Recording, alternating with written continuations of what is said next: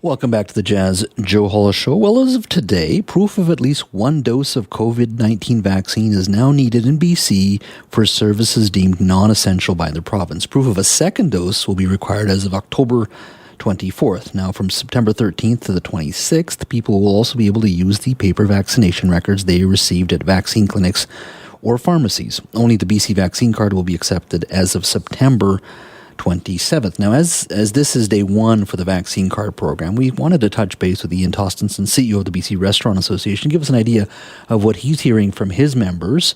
Ian, thanks for joining us. Hey, thanks, Jess, and thanks for having me on. Yeah, tell me, what's it been like for your members today? Well, I was scanning this all over the place in various ways. So let me go to Vancouver Island. Yep. I haven't talked to any restaurants, but a couple of people went into restaurants. They phoned me and went, wow, that went smooth. So we'll just give a check mark so far to that. I visited about 6 restaurants in the Lower Mainland today, and I heard a couple of stories about people that didn't have the right documentation, and I said, how was that? And they said, they kind of apologized and said, we'll come back, we'll go get it fixed and come back. I actually witnessed someone in a restaurant that sat down by himself, and he said, I'm so happy to be here with my vaccinated friends. So I thought that was kind of interesting. He said the people that aren't vaccinated, he went on to say, can sit and stare in the window, which I thought, okay. And then I heard another one, Jazz, in a restaurant. They had an American tourist who couldn't produce, and that was kind of weird. He could not produce proof of vaccination, at least to the satisfaction of the restaurant. Then we go to the interior. I feel like I'm doing a weather report here, but in the interior, a few problems. We had one incident where the police were called in, very belligerent couple of people that went kind of crazy, so they had to call the police. And I think that's because, we're struggling a little bit in the interior with vaccination rates. So I would say I give it 9 out of 10 today for first day. It seems to be going very smooth. Now, I think you were talking earlier. First of all, that's great news for the whole province, and it's unfortunate you had that one incident in the interior. But as you said, there are some challenges there in Williams Lake and Enderby, and particularly the northeast with Dawson Creek and Fort St. John. Although I understand Fort St. John is ticking up nicely, which is a really good thing. But more work certainly to be done there. I understand some of your members were getting bad reviews online. Oh, this is such the stupid. Some are getting people go in and they give them bad reviews online, and then what's happening now is that people go, "Oh, really? So you're giving them a bad review because they're asking for COVID proof? Well, I'm going to go support that restaurant." So that stuff is backfiring on people.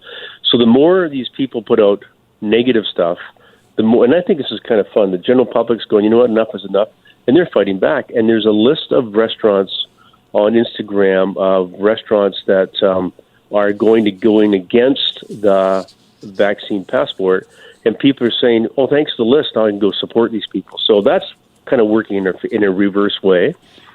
We've had people that, how stupid is this, right? Order from a restaurant but don't pay or pick up the food. Oh, what are they, 15? My God. Well, I know, right? I mean, we did that when we were, 3 years old, so... that's not going anywhere because we just told the industry, don't take any telephone orders from people you don't know for a while. And we don't do a lot of telephone orders generally, so that's a check mark there. And one that was really weird, purportedly came, Jazz, on Vancouver Island, came from the Canadian, Canadian taxpayers or concerned taxpayers or some. Anyways, it was an Canadian Union. Taxpayers Union. It was weird. And they're running around with a letter telling small businesses that, look, this is who we are, this is the power we have, and you better not do this because you're going to get sued. And what made me sad was a couple of business owners who obviously have their heads down trying to run their business, they actually phoned up and said, this is true. I'm really concerned about this. I don't have the wherewithal to fight and then we said, no, it's not true at all. No. So this is just the beginning, and I don't think it's going to last. I think it'll fizzle. I think people are going to get really bored because it's not going to go anywhere. It's not going to change anything.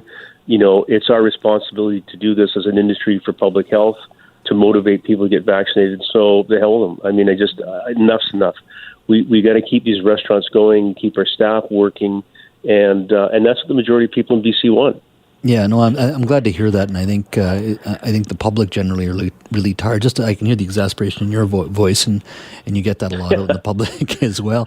So, is there anything else government needs to do to help your members? I mean, these are significant changes now, and they're going to be on at least until January. It could be longer potentially. And I will talk to the Premier about this tomorrow. He's on our show. But I was wondering, is there anything else government needs to do moving forward to support small business and particularly the restaurant sector?